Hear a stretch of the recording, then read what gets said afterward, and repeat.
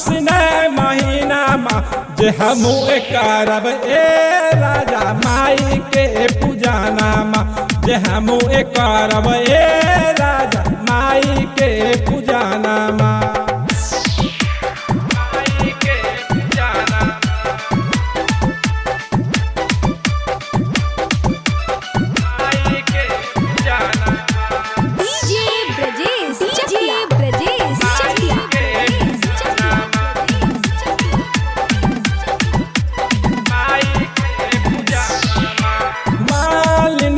बेटवा से फूलाबा मंगैया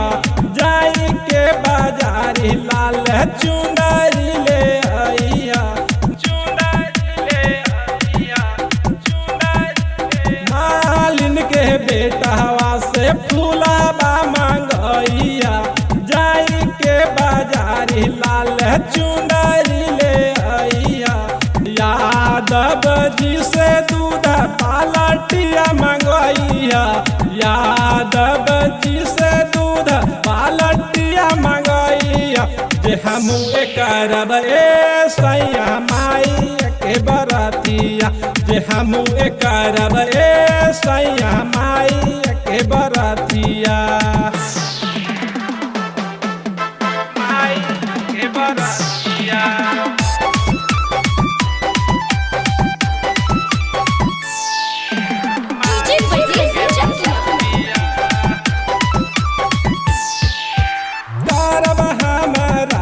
जी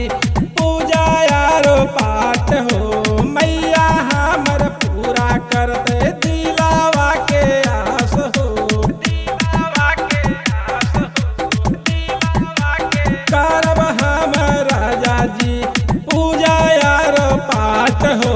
मैया हमर पूरा करते दिलावा के आस हो राजा रणजीत माने हमारो बात हो राजा राणा जीत माने हमारो बात हो कि हम करब ए सैया माई के बरात हो हम करब ए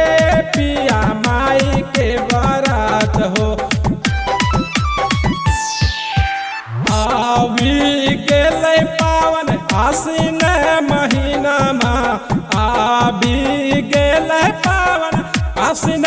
महीना मा जे हम करब ए राजा माई के पूजाना मा जे हम करब ए